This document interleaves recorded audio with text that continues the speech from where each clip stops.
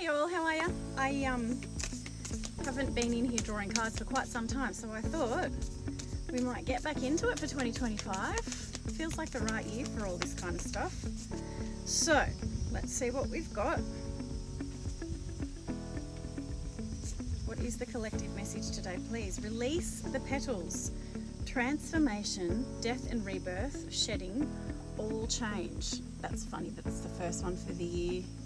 Change is number 5 in 2025, right? It's the year of change and good change. So what this indicates, I'll show you again, is that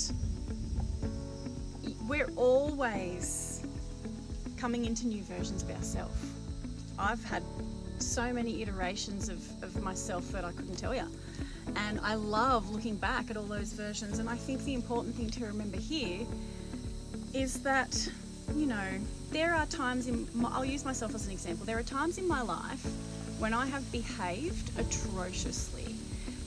And in those moments, I was utterly unconscious within my own reality due to the choices I was making, the people I was surrounding myself with, the self-abandonment that was occurring.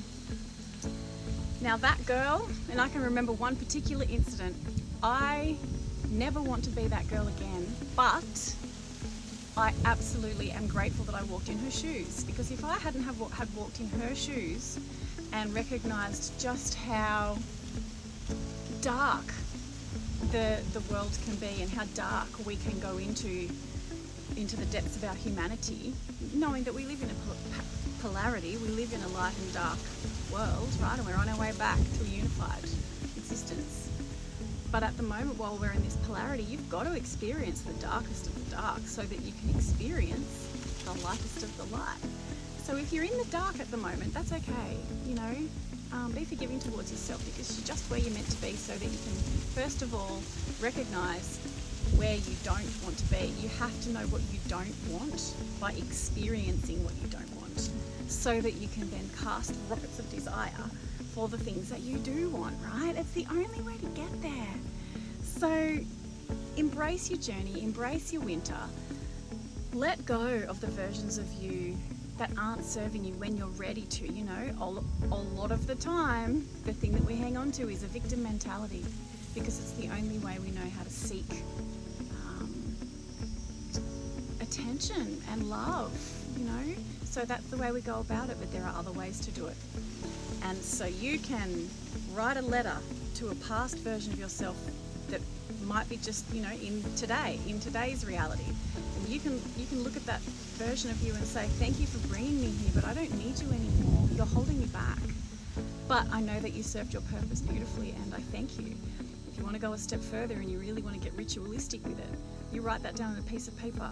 You go and find somewhere in your garden and you put that piece of paper down in a hole that you dig, and you put some seeds in there and you water that motherfucker and you let it grow, okay? Let the fresh growth come out of the fury, come out of the fire.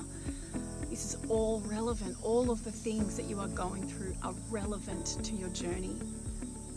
It's not always going to look like it's just a life of shadow.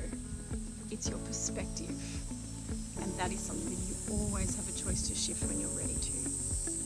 But you're right where you need to be, so stop beating yourself up and